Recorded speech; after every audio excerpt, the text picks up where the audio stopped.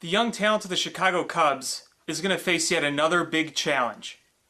The next upcoming series will be against the Kansas City Royals at Wrigley Field.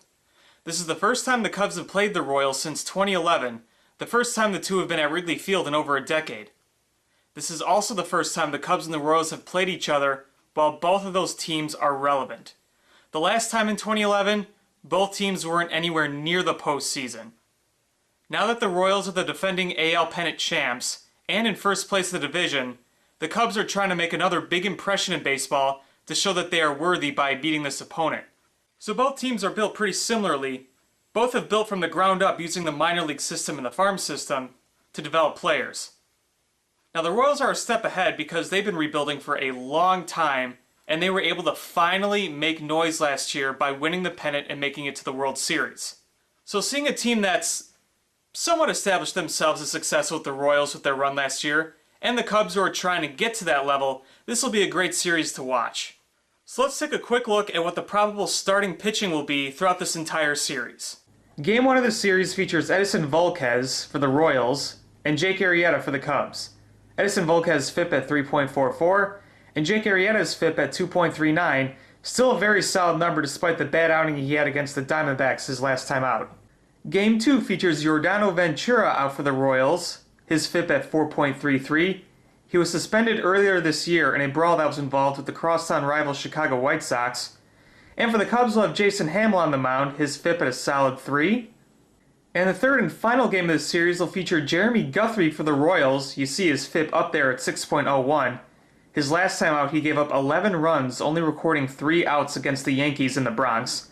And Tsuyoshi Wada will start for the Cubs, his FIP there at 3.93. He has 15 strikeouts in 10 innings pitched this year.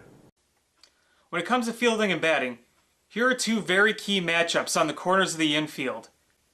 At first, you got Anthony Rizzo and Eric Hosmer, and over at third, you got Chris Bryant and Mike Moustakas. Mike Moustakas at third for the Royals. He's had a much better year this year than he did last year. This year, he's got an on-base percentage of .385, on-base plus slugging .867, while last year's on-base percentage was only .271, on-base plus slugging .632. Then over at third for us, none other than Chris Bryant. His on-base percentage right now is .393, on-base plus slugging .871, and in 38 games played, he's drawn 25 base on balls. Eric Hosmer, the first baseman, with an OBP of .378 and an OPS of .889, was really key in the postseason for the Royals last year. And over on the first base side for the Cubs, we got Anthony Rizzo. His on-base percentage of .438 is 4th best in baseball. He also leads the league in hit by pitches at 12, which comes expected the way he crowds the plate. Rizzo and Bryant are probably licking their chops and hoping to flex their muscles against Jeremy Guthrie, who gave up all those home runs against the Yankees a few days ago. One of the biggest keys to winning games in this series: the Cubs do not want to trail late against the Kansas City bullpen.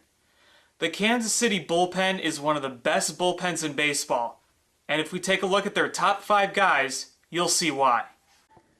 Greg Holland, the closer for the Royals, don't let that high FIP fool you.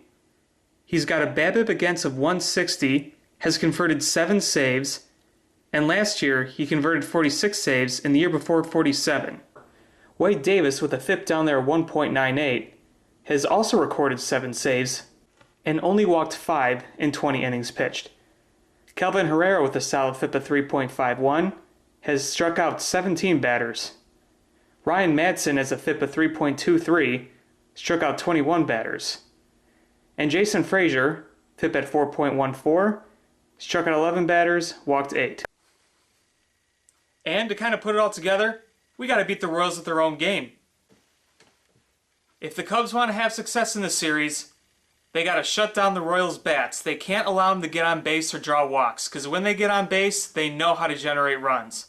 Also, like previously mentioned, they do not want to fall behind against that bullpen. So jumping on them early, scoring early, and taking an early lead is the best way to beat the Kansas City Royals.